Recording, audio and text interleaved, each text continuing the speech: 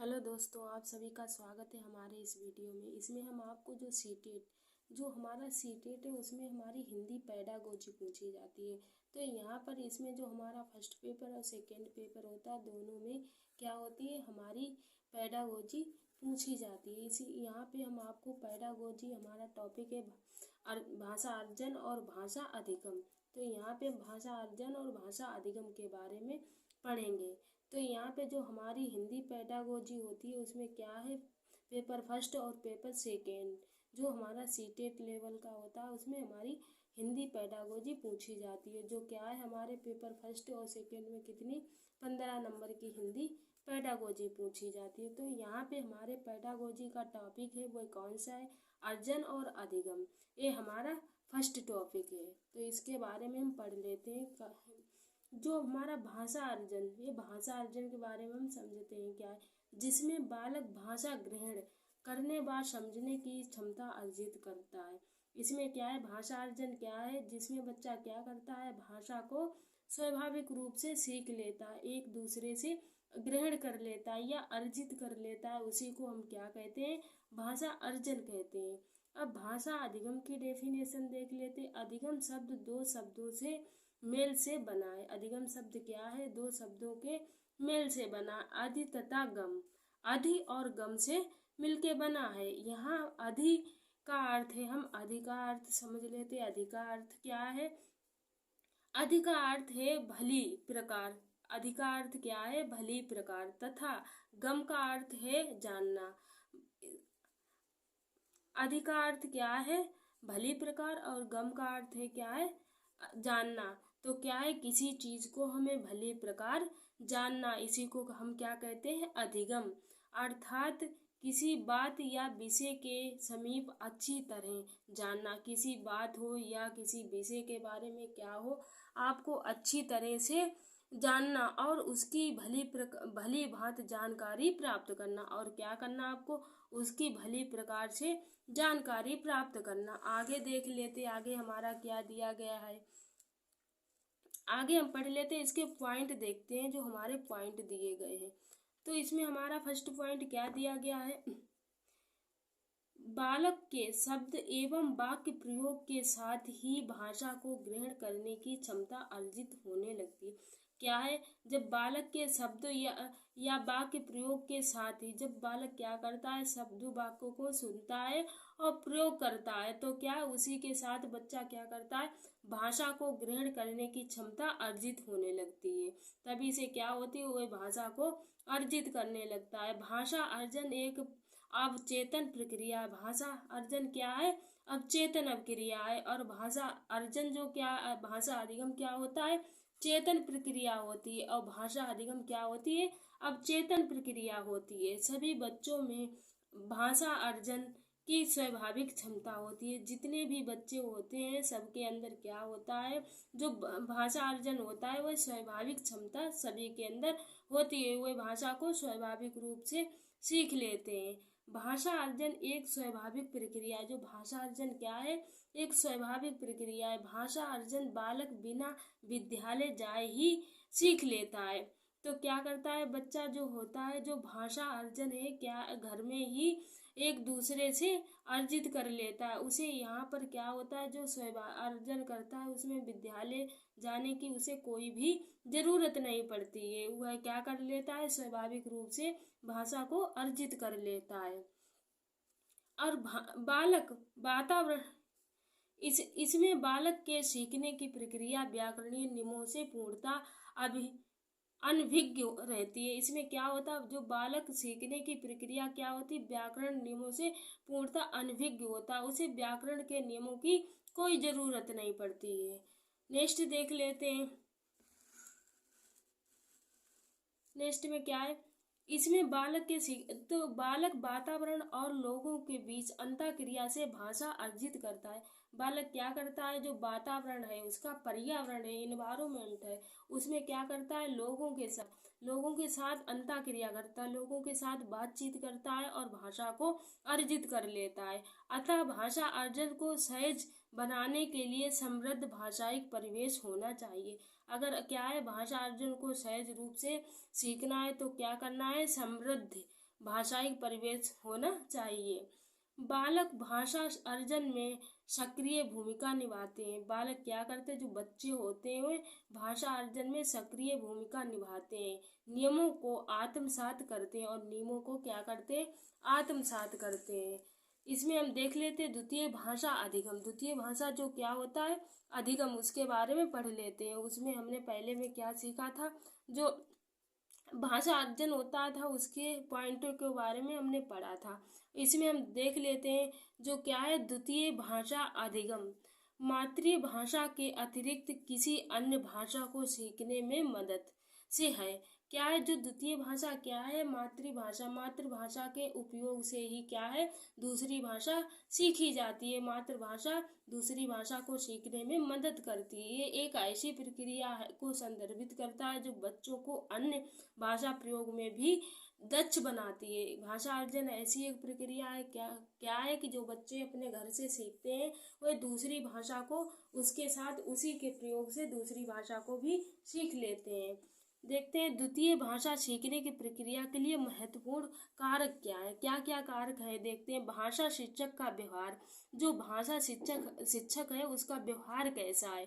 अभिभावकों का प्रोत्साहन, जो अभिभावक हैं बच्चों को कैसे प्रोत्साहित कर रहे हैं। अभिवृद्धि एवं अभिप्रेरणा, जो मोटिवेशन होता है उसमें। पूर्व भाषा ज्ञान, जो उनका पूर्व भाषा ज्ञान है वह कैसा है। अनुकरण एवं अभ्यास और सीखने की तत्परता और भाषाई परिवेश और परिपक्वता। तो यहाँ पे क्या हमने द्वितीय भाषा सीखने की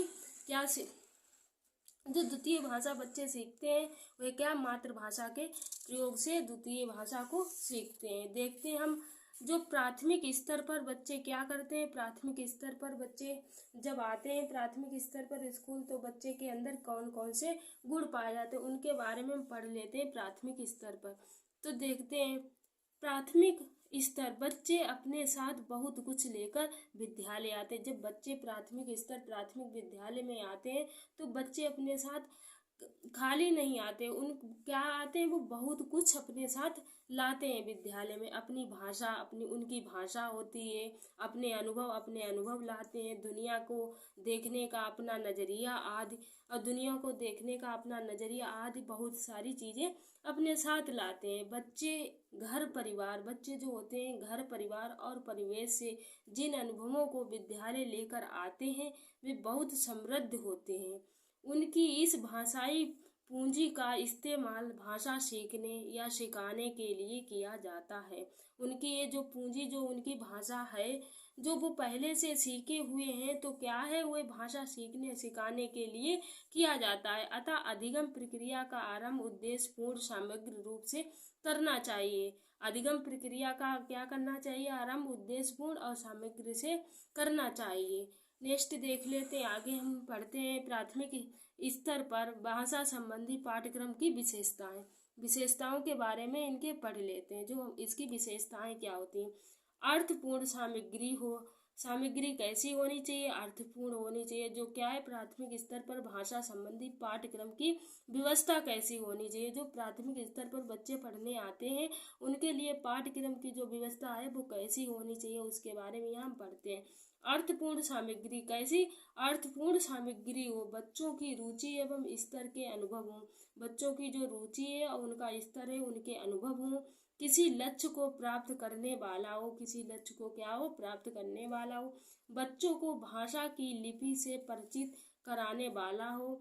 अपने परिवेश में उपलब्ध लिखित भाषा को पढ़ने समझने की जिज्ञासा उत्पन्न कराने वाला हो। इसके लिए पाठ्य पुस्तक का बच्चों के परिवेश से जुड़ा होना चाहिए, आवश्यक है। क्या है, ऐसा परिवेश होना चाहिए जो बच्चों के क्या है, दैनिक जीवन से बच्चों के परिवेश से जुड़ा होना चाहिए। ऐसा पाठ्य पुस्तक होना चाहिए जो बच्चों के परिवेश से जुड़ा हुआ हो। तो पूर्व ज्ञान से संबंधित हो, उनका जो पुराना ज्ञान, पहले का ज्ञान है उससे मिला जुला होना चाहिए, उससे संबंधित होना चाहिए। तो क्या है, बच्चों को भाषा सीखने में, वो बच्चों को भाषा पढ़ने या अधिगम करने में बहुत कठिनाई नहीं होगी, वो सरलता से दूसरी भाषा को वो सीख लेंगे। तो क्या है, भाषा की बारीकियों को पकड़ सकने के लिए पाठ्य पुस्तक में रचनाओं का अलग अलग घटनाओं का होना आवश्यक है। जो भाषा की बारीकियां उन्हें पकड़ सकने के लिए पाठ्य पुस्तक में जो रचनाएं दी होती उनकी अलग अलग घटनाओं का होना कैसा है, आवश्यक है। और आगे देख लेते हैं बच्चों की सुनने, क्या है, बच्चों की सुनने, आगे देख लेते हैं हम इसके जो क्या दिया गया है, बच्चों को सुनने और बोलने के कौशल का विकास करने के लिए, जो बच्चे सुनते हैं और बोलते हैं उनके कौशल का विकास करने के लिए प्रभावी तरीका अनुभव का वर्णन, बातचीत करना तथा संवाद आदि होगा, क्योंकि इन गतिविधियों के वर्णन का दौरान बच्चे वास्तविक अनुभव के साथ भाषाई कौशल को सुगमता से ग्रहण करेंगे। और क्या है, तथ्यों को स्वयं के निजी और अनुभवों से जोड़कर अपने विचारों को अभिव्यक्त करेंगे। जो बच्चे क्या है, तथ्य जो होते हैं वह क्या करेंगे, स्वयं के जो उनके निजी अनुभव हैं, पुराने उनके पूर्व अनुभव हैं, उन्हें से जोड़कर अपने विचारों को अभिव्यक्त करेंगे, अपने विचारों को मतलब प्रकट करेंगे। स्वतंत्र एवं मौलिक अभिव्यक्ति, जो स्वतंत्र एवं मौलिक अभिव्यक्ति है इसके आगे हम देख लेते हैं। स्वतंत्र एवं मौलिक अभिव्यक्ति अब अवसर प्राप्त कर अपने विचारों को खुलकर रखेंगे। बच्चे क्या करेंगे, अगर स्वतंत्र होंगे और एवं मौलिक अभिव्यक्ति के अवसर अपने क्या करेंगे, अपने विचारों को खुलकर रखेंगे। मातृभाषा देख लेते हैं, मातृभाषा क्या है। तो मातृभाषा जन्म लेने के बाद मानव जो प्रथम भाषा सीखता है उसे उसकी मातृभाषा कहते हैं। जन्म लेने के बाद बच्चा क्या करता है, जो प्रथम भाषा को सीखता है उसी को हम मातृभाषा, घर की भाषा कहते हैं। मातृभाषा किसी भी व्यक्ति की सामाजिक एवं भाषाई पहचान होती है। बच्चे की क्या होती है, जो मातृभाषा होती है उसके घर की, उसके सामाजिक एवं उसके परिवेश की क्या होती है, पहचान होती है कि बच्चा कैसे समाज में रह के आया है, कैसे समाज में रहता रहा है। तो उसके क्या, हम उससे उसकी पहचान कर सकते हैं कि बच्चा कैसे समाज से आया है, जो उसकी मातृभाषा के अनुसार से। जैसे उसकी मातृभाषा है तो क्षेत्रीय भाषा, जो क्षेत्रीय भाषा है वह देख लेते हैं क्या है। एक परिवेश, जो एक प्रदेश में अथवा प्रदेश के भाग में सामान्य बोलचाल, क्या है, एक प्रदेश में अथवा प्रदेश के भाग में सामान्य बोलचाल, साहित्य आदि के लिए प्रयुक्त होने वाली भाषा का विकास अथवा क्षेत्रीय भाषा कहते हैं। क्या है, जो क्या है उसमें हम देख सकते हैं, जो प्रदेश के भाग और सामान्य बोलचाल, साहित्य आदि के लिए प्रयुक्त होने वाली, जो साहित्य आदि के लिए प्रयुक्त होती है होने वाली भाषा के विभाषा अथवा क्षेत्रीय भाषा, विभाषा अथवा क्षेत्रीय भाषा। पूर्व, जैसे हम देख सकते हैं उदाहरण के तौर पे पूर्व हिंदी हुई, पश्चिमी हिंदी हुई, राज्य स्थानीय हिंदी, तो आदि। जैसे हम इन भाषाओं से देख सकते हैं क्या है, क्षेत्रीय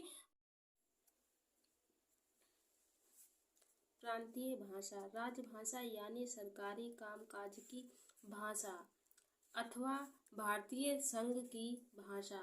भारत का संविधान बनाते समय हिंदी को राज्य भाषा माना गया।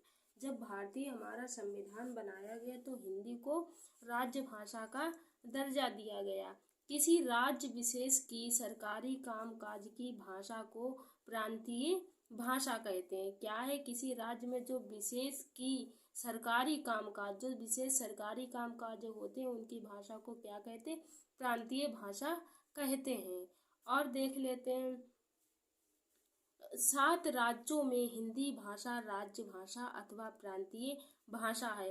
राज्य भाषा को हम क्या कहते हैं, प्रांतीय भाषा कहते हैं। 7 राज्यों में जो क्या है, हिंदी भाषा राज्य भाषा है। शेष राज्यों में अपनी अपनी प्रदेशों की भाषाएं हैं। शेष राज्यों में क्या है, अपनी अपनी जो प्रदेशों की भाषाएं हैं। सिंधु और संस्कृति और कश्मीरी किसी भी राज्य की राजभाषा नहीं है। जो क्या याद रखना है, सिंधी और सांस्कृतिक और कश्मीरी किसी भी राज्य की राजभाषा नहीं है।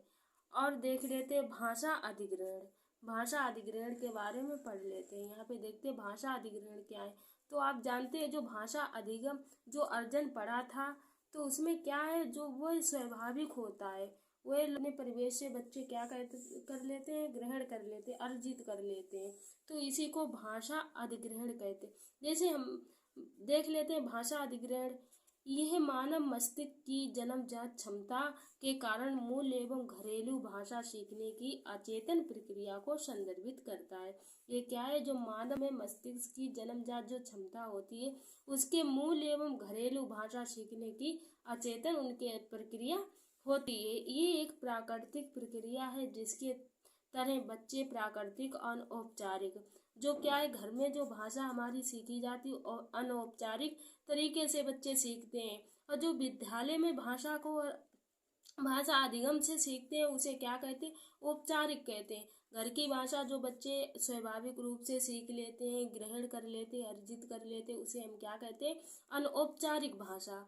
और जो औपचारिक भाषा क्या है, बच्चे जो अपने विद्यालय से सीखते हैं, अधिगम करके सीखते हैं, प्रयास से सीखते हैं, नियमों रूलों को के द्वारा सीखते हैं, उसी को हम क्या कहते हैं, अधिगम। तो उसी को कहते हैं हम अनौपचारिक भाषा। तो आप समझ गए होंगे औपचारिक भाषा अनौपचारिक भाषा क्या होती है। आगे देखते हैं, इसमें क्या है, सेटिंग में जो कुछ भी सुनते हैं उसे देखकर और दोहराकर अनजान में भाषा सीखते हैं। बच्चे क्या करते हैं, जो उनके परिवेश में जो भी उनके वातावरण में हो रहा है बच्चे उन्हें देखकर दोहरा के अनजान में ही सीख जाते हैं। उन्हें कोई नियम सीखने की नहीं जरूरत पड़ती है, वो अपने आप ही सीख जाते हैं। तो आगे देखते हैं भाषा सीखना। भाषा सीखना क्या है, जानबूझकर और सचेत प्रयास से सीखी जाती। अगर हम किसी भाषा को सीख रहे हैं तो क्या करेंगे, जानबूझकर सीखेंगे और क्या करें, सचेत प्रयास से सीखी जाती है, उसे सचेत प्रयास से सीखी जाएगी। देखते हैं नेक्स्ट क्या दिया गया है। इसमें दिया गया बहुभाषी प्रसंगों में प्रभावी कक्षा अभ्यासों के बारे में अंतर्राष्ट्रीय शिक्षण अनुसंधान की खोज के आधार पर समझने वाले 3 कथन क्या हैं, जो अनुसंधान की खोज के आधार पर समझने वाले कितने कथन हैं, 3 कथन हैं। तो उन कथनों के बारे में हम समझ लेते हैं कौन कौन से कथन हैं।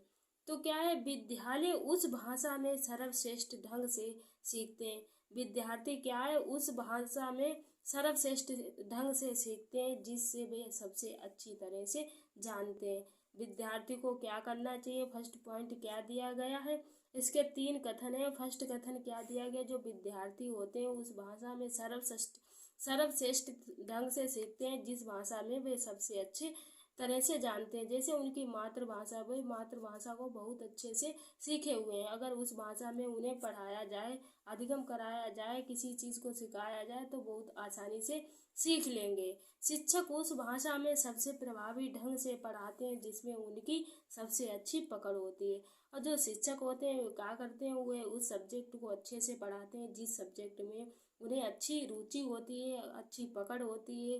तो उसमें क्या करते हैं, उसी सब्जेक्ट को अच्छे से पढ़ाते हैं। प्रथम भाषा आधारित मातृभाषा में जितना अधिक अध्यापन और शिक्षण होता है, क्या है, प्रथम भाषा जो बच्चों की होती है उसमें क्या है, मातृभाषा जितनी अधिक अध्यापन और शिक्षण होता है, शैक्षणिक परिणाम भी उतने ही बेहतर होते हैं। उतने ही जो शैक्षणिक परिणाम होते हैं बच्चों को उतने ही अच्छे होंगे, बेहतर होंगे। देख लेते प्राथमिक स्तर पर मातृभाषा शिक्षा देने के उद्देश्य क्या हैं। जब प्राथमिक स्तर पर बच्चों को शिक्षा दी जाती है तो उसके उद्देश्य क्या है, तो उस उद्देश्यों के बारे में पढ़ लेते हैं। बच्चे बेझिझक अभिव्यक्ति करने में समर्थ हो पाते हैं। बच्चे क्या करते हैं, बेझिझक अपनी बात को बोल पाते हैं। अगर उन्हें मातृभाषा में पूछा जाता है तो सहजता से अपनी राय, अनुभव, भावनाएं व्यक्त कर पाते हैं। और जो सरलता से क्या करेंगे, अपने राय जो उनकी होगी, उनके अनुभव होंगे, उनकी भावनाएं होंगी, उन्हें व्यक्त कर पाएंगे।